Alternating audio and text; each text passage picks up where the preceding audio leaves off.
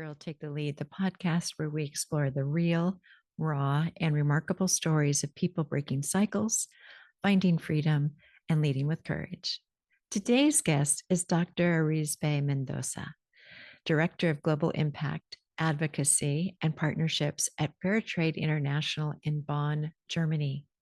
A proud Mexican woman and passionate advocate for women's leadership, Arisbe believes that leadership isn't about titles, it's about impact.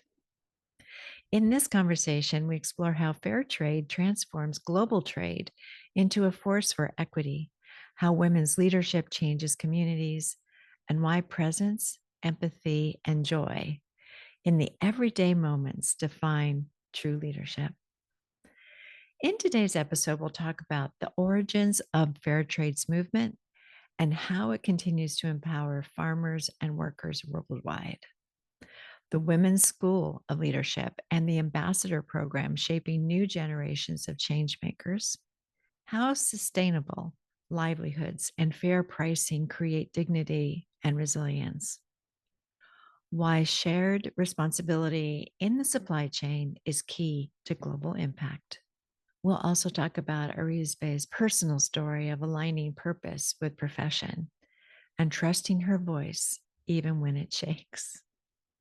Her message reminds us that leadership is not found in perfection or power, but in purpose, and that we can all make a difference by being bold, kind, and fair. Let's jump in. Here you go. Arisbe, welcome to Girl Take the Lead. We're going to have such a great conversation. Thank you for joining us. Thanks so much for the invite, Yolanda. It's a great honor to be here joining today. Yeah, great. Can you take a few minutes to introduce yourself to our audience and tell them about fair trade and what you're up to? Yes, great. So first of all, my name is Arisbe Mendoza, Yolanda. I grew up believing, generally speaking, I want to mention a bit more of the work on fair trade. But for me, one of the things that I grew up was believing that leadership is actually not about a title, but more about impact. And this is pretty much linked to the work of fair trade. And today, what I am is a proud Mexican woman, a mother of an amazing daughter, and also I'm the Global Impact Director at Fairtrade International since 21. And I still carry that belief that everything that I do, I keep on thinking, that leadership is not about the title. My journey, generally speaking, has been shaped by my own identity, empathy, and purpose, which is pretty much linked to the work of Fairtrade. And I'm particularly passionate about helping women and girls that honor who they truly are. Mm-hmm. I think that when we are really leading from honoring what we are, we really can lead unapologetically. And that doesn't change only our lives, but generally speaking, the world around us. So I think that is particularly for me what it's a bit of who I am and a bit of the link on fair trade that I can build more. Right, right. So tell us a little bit more about fair trade, like its history, what it's up to now. Yes, great. So basically, Fairtrade's story has been really transformative. We started in the Netherlands, and that was coming from a response to the struggle of Mexican coffee farmers after the collapse of the world coffee prices in the 80s. And that basically led to the first Fairtrade certification level. And in fact, the first Fairtrade coffee coming from Mexico, from Oaxaca, was sold in the Dutch supermarkets in 1989. So that was a bit of also, a lot of this is very much linked to who I am because I'm Mexican myself. So I understand pretty much all the origin of the Fairtrade movement. And after the 80s going to the 90s, it was a lot of fair trade label spring across Europe and North America, no? So it was then when Fairtrade International, the organization that I'm working now, was established, to unite this rapidly growing movement.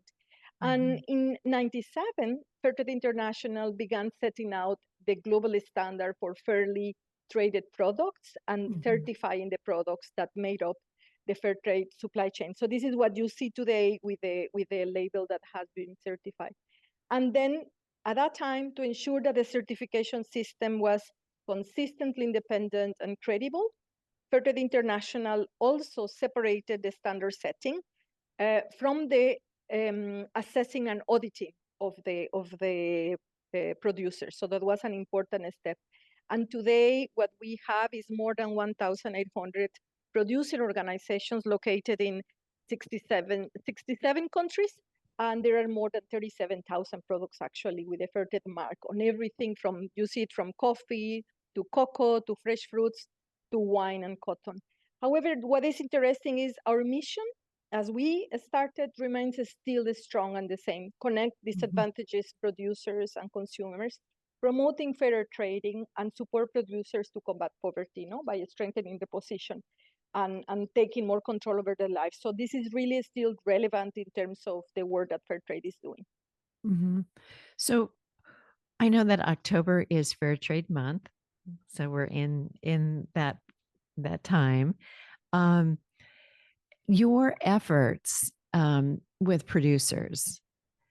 Talk a little bit about like what do they need? What is making this fair for them to compete? You mean the what for producer organizations to still participate? Yes. Yes. So great point. And I think one of the value added of fair trade is that it's a holistic scheme, sustainability scheme. So it's not only about the fact that is looking into social aspect, which is the what characterizes fair trade in particular, but also is looking into environmental aspects and the strengthening of the producer organization. So one of the things that we have been observing is that the market access has been a challenge. Mm. However, producer organizations still remain certified as fair trade because with that they have the possibility to still sell their produce not as with a fair trade price, but with a better price as if they wouldn't have the certification of fair trade. So this is one thing that is actually making that a special interest for producers to still remain fair trade, but we need to address many of the challenges that today we are facing in terms of all the regulation and legislation, like EU deforestation regulation or EU organic regulation, that is really implying that producers need to have much more costs to be able to be certified. So it is a balance now in terms for us to say how we still support, enable the organizations to continue their journey of fair trade while not being behind because of the high cost to be compliant. Yeah. So it sounds like you're working both ends of it. You're working for the producers, but you're also trying to help them get distributed, right? Yes, And find yes, yes. partners so that they have they have access to the marketplace. Yes, indeed. That is a great point because actually Fairtrade as an organization is global, is a system-wide movement, which is interestingly owned by about 1.9 million of farmers and workers. These are located in the globe, in the three regions. We have three producer networks, one in Africa, one in Asia, and one in Latin America and the Caribbean, where the farmers and workers are located. And we have, to the point that you're asking, 25 marketing organizations located in the United States, Canada, Europe, and Asia. And those marketing organizations are the ones precisely that are doing the marketing of the label that allows the implementation of programs in the regions. So what you said is the right point because the countries where we work are responding to different market needs and demands, no? But we all keep on sharing the same vision for the future, no? Where producers can still enjoy secure livelihoods, fulfill their potential, and decide on their future. I think this aspect is very important for us in Fairtrade, the agency that the producers have.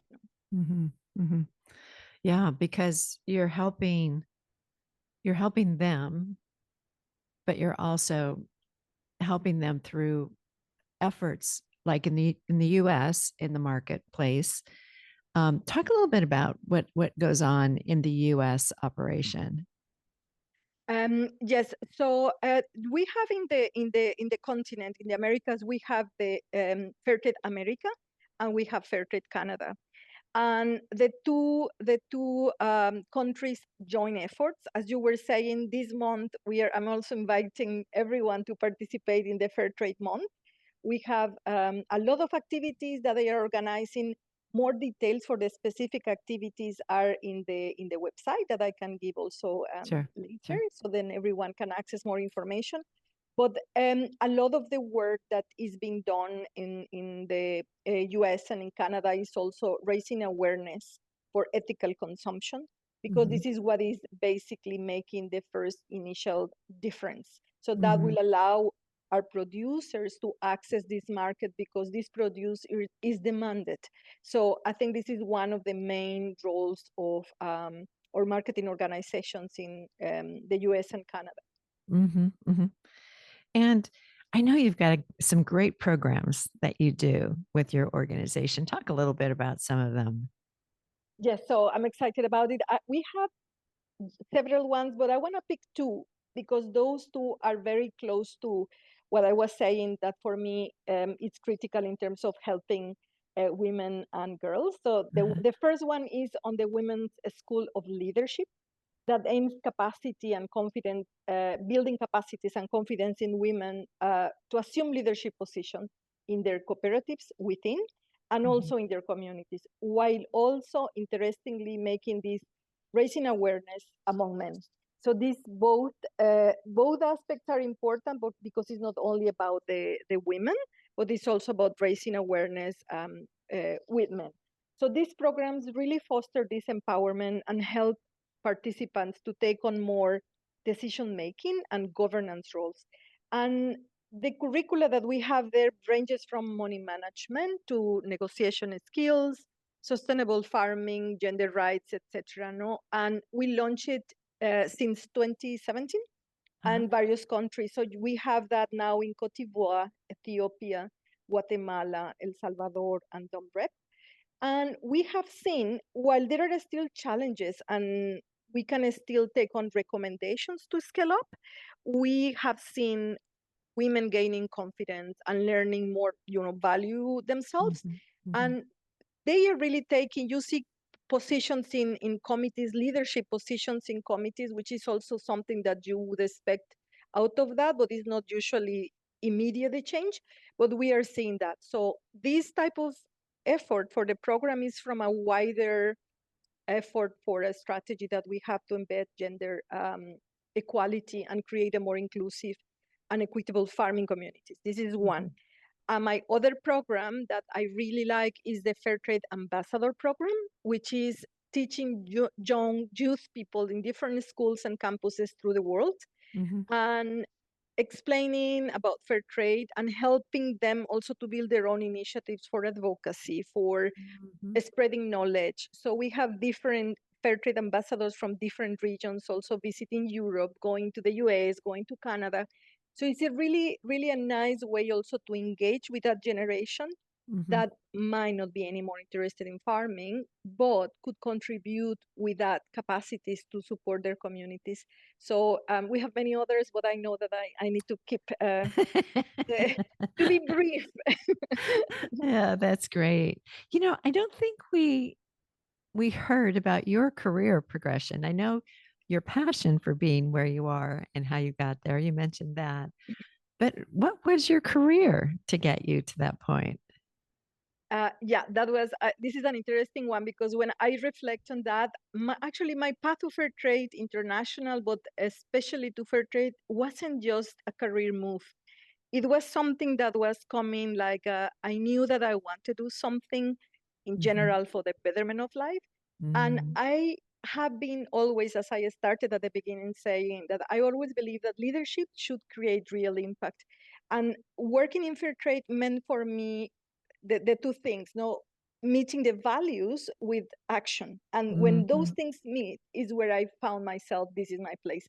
So for me, just to mention something interesting when I reflect, I grew up in a house where I often heard about conversations, adult conversations, because I was still a girl, on workers' rights and decent working conditions. And my dad, now he's 87, was promoter of the first trade union on the island where I'm coming from in Mexico.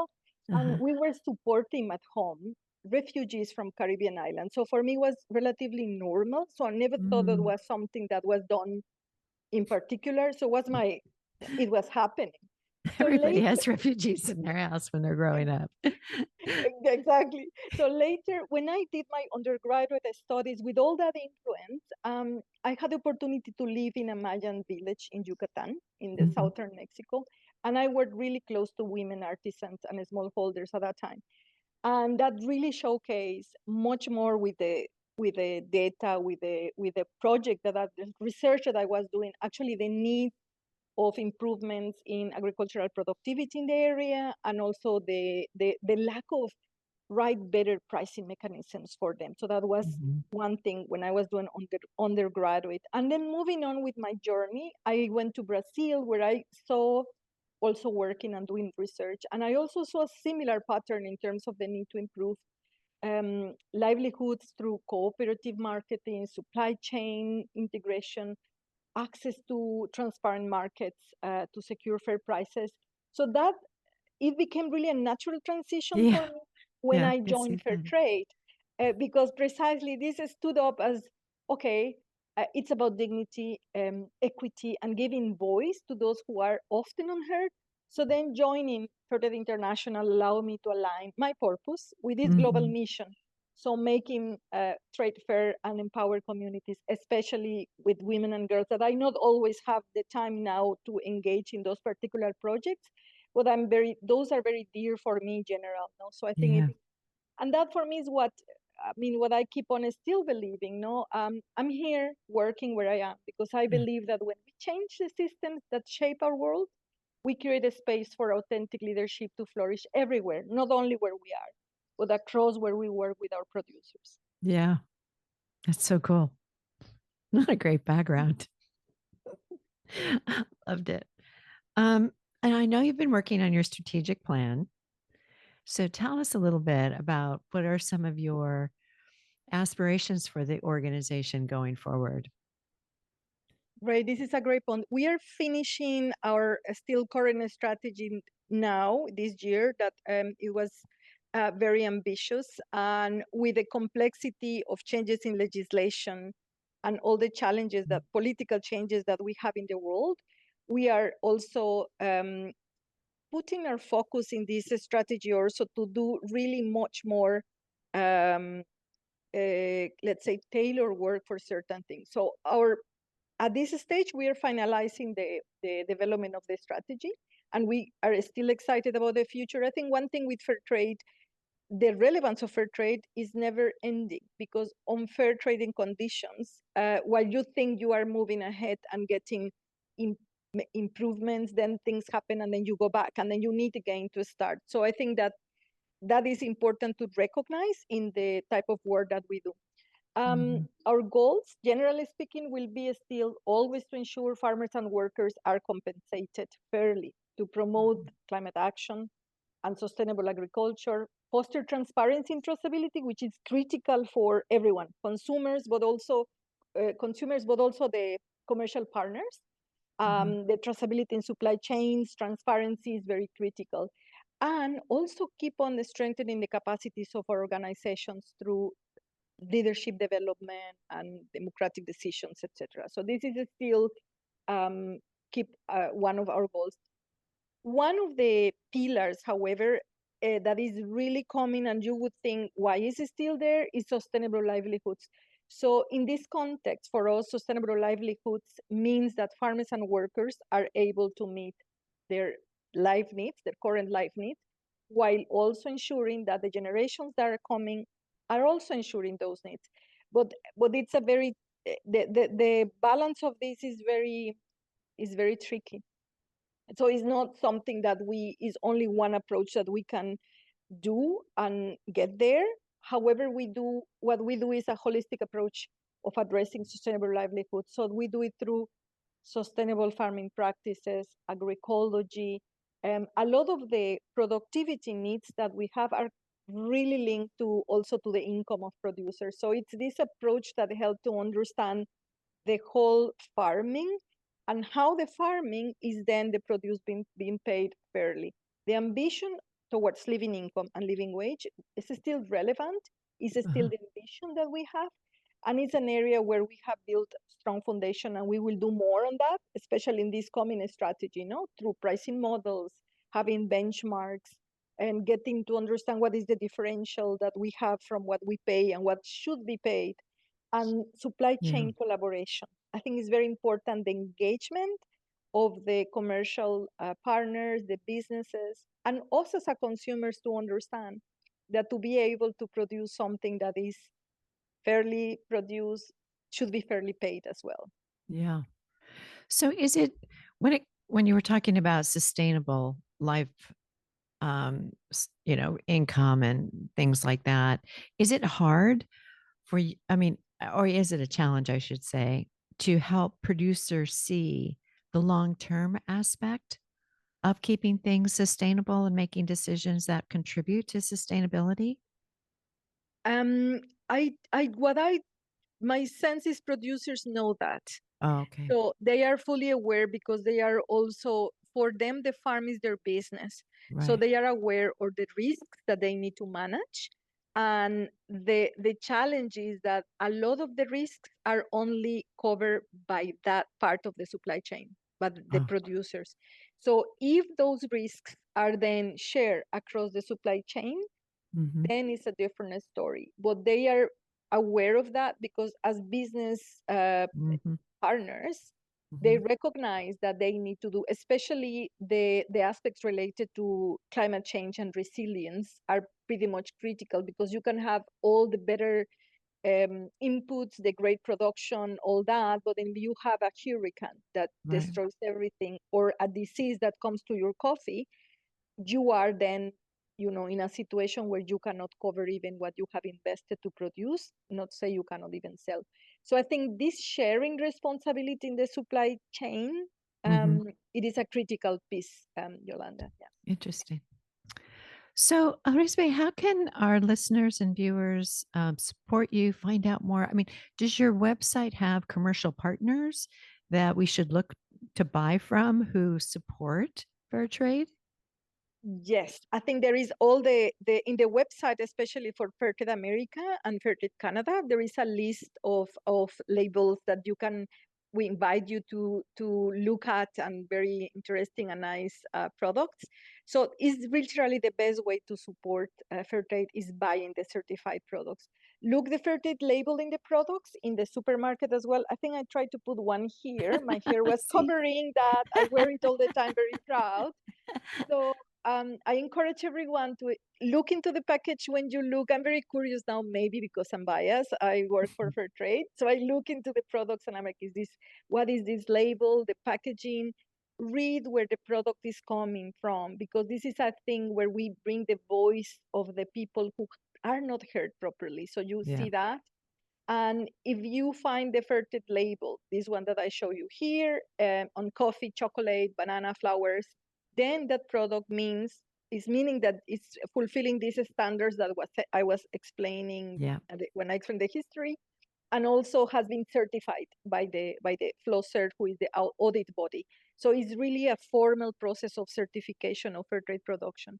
So that means that, among many things, that the farmers and workers have been paid fairly and that the rights were respected. Products are people argue that are more expensive. Part of this price is additional. We paid a premium when you buy a product, and the Mhm. premium goes to the producer organizations who decide investments in their communities, in the farm of the different farmers that are in the cooperative. So it's a lot of super a nice work going on. I will share the link in our website because we have an impact map where you can really even look the some dashboards that we have overall where you see how the premium is used, because it's very transparent also how producers decide democratically on where to invest this additional premium. And Yeah. maybe I just add, because I think I mentioned that already, but this month, Fairtrade America and Fairtrade Canada that are having, I think they're launching 3 new murals. I have the chance to see one in Minneapolis. is a really nice activity and event that they're organizing. And it's the murals are kind of depicting different producers that are coming. I think in this case, for the new ones are for cocoa, vanilla, and cinnamon. And basically, by choosing fair trade, us consumers, you, all of us, we are standing up for having fair wages, decent working conditions, and a more sustainable future, I would say. Yeah. So, given what we're experiencing in the US, is there more resistance in the world right now to fair trade? Or is it kind of a constant resistance? Has there been any peaks lately with Yes, resistance? yes, I think you're asking a very interesting question that I have an answer also from more my hat being an economist.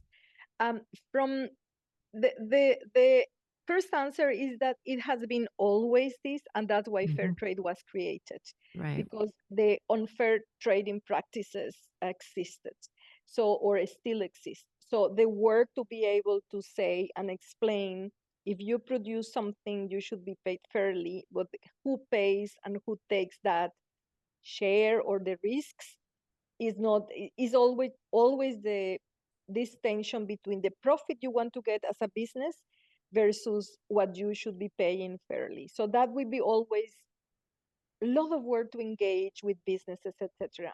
Now, today, I think the world is seeing really a different composition and is pulling in many directions. I think the capitalism is also getting to a really a crisis point, I would say, and this is a peak that we have not seen in other in other years. And this is what you see across the globe. You see it in Europe, you see it in America, you see it in our regions. So in the regions where fair trade works as well. So it is getting more challenging, but this is what actually means more energy to fuel the effort we should to make a better world. Because it's on our hands. I think it's these movements and coalitions and working together as a collective by doing our piece even individually will make a difference. Yeah. So not giving up on that. So I think Yeah. it's in many areas you see that. And I personally find that also that is important that we remain close to the values that we have in Yeah. whatever way we want to support. Yeah. Yeah. Good point. So, my darling, we talked about, I'll have in the show notes the website, and so people can see examples of the labels and what to look for. How can are there other ways that our listeners can follow you and the organization besides the website? Yes, I think what we have also our social media accounts to stay up to date to latest happenings and information. We publish there their reports or different things that are happening, stories from impact stories, etc. And also, I think that is a really quick way to get more information in a for consumption for the people who don't want to go through the website.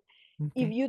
If people want to get more details, I really invite you to look the impact map in the website that we have, because then gives you showcase different programs and also the data that we have in Yeah. a nice way. So then it Okay. can be also a possibility. Yeah. We'll make sure that that's done. Okay. So, what advice would you give your 20 something self today? Okay, so I think that one, that question, I think it still will might be relevant to my 50 years old self. But what I would think I would say to me at a time, you don't have to have all figured out. Trust your voice, even when shakes. I have several occasions where I felt that my voice was shaking, I will not be heard, etc. But I would say trust that. The path will not always be clear, but every step, especially the ones that are not clear, the uncertain ones, will shape the leader who you are becoming. No, be bold, Oh, be colorful, be kind, and never shrink into a space when you are meant to transform the space. This is something that I think I learned with up and downs that I would have, if I would have known that before, I would have maybe do different things. But this is what I think I would tell myself. oh, so beautiful. I wanted to go, woohoo, me too. Um, did you get a chance to go to our website and take a look at some of our gifts there? And I'd love to send you something from there. So, does something speak to you? Yes, Yolanda. Actually, yes. I even was interested in getting, I love many of them. In particular, I love the You bundle, the one you said, you got it, you're amazing, you rock. And I often tell my team, my Global Impact team, hashtag Global Impact rocks. So I think it's a really nice way, to encourage people to keep on the inspiration. But the one that I found particularly impactful to me was the one with the hummingbird that says, Mm, find joy in the ordinary. And this yeah. is because it's closing for me what is leadership. It's not only about big decisions or bold moves. It's about the small everyday moments actually that shape who we are. And women, we often lead in ways that are deeply connected to whatever, to ordinary rhythms. We listen, we care, we create a space for others to thrive. So when finding joy in those ordinary moments, in the simple things, we actually bring that same presence and empathy into our leadership. And that is basically a reminding to us that leading is not about perfection or constant achievement as we have in male leadership. It's about being grounded, human, and intentional. And that's Mm, where the true strength and influence comes from. That's for me the way how I kind of think of on leadership, which is maybe not the conventional leadership, but is mhm. what is keeping me centered. Yeah. Well, you are an amazing leader.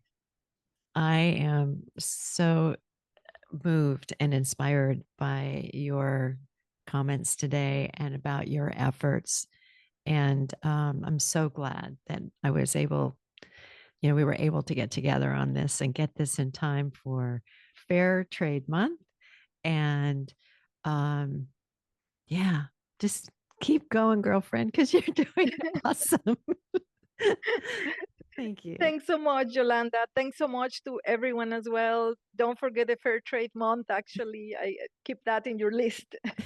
Definitely. What an inspiring and heart centered conversation with Dr. Mendoza. Her story reminds us that leadership grounded in fairness and empathy can change not only organizations, but lives, and that joy and purpose often live in the everyday moments we create.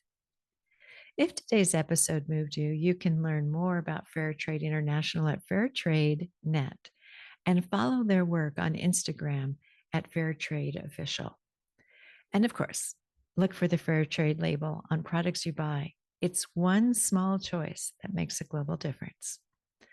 Aribe's favorite pick from our Girl Take the Lead heartfelt card and gift store was our Joy in the Everyday card, which is a perfect reflection of her message about finding meaning and leadership in simple, intentional moments.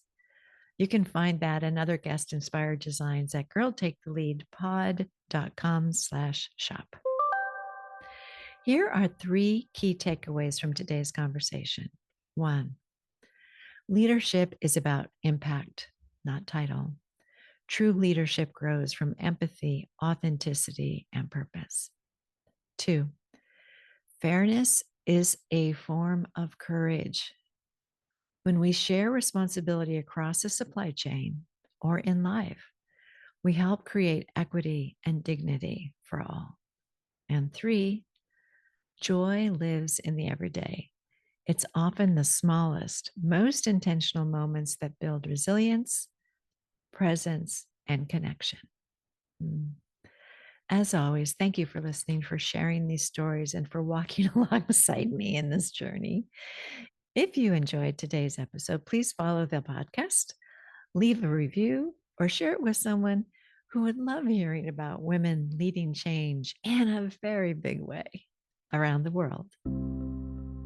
Next week, we'll be joined by Sarah M. Eden, a USA Today's best-selling author and screenwriter whose 80-plus award-winning historical novels have captured readers' hearts worldwide. Together, we'll explore her creative process, her love of history, and what it takes to write stories that stand the test of time. Until then, take care of your heart, lead with courage, and remember, we got this. Talk soon. Bye.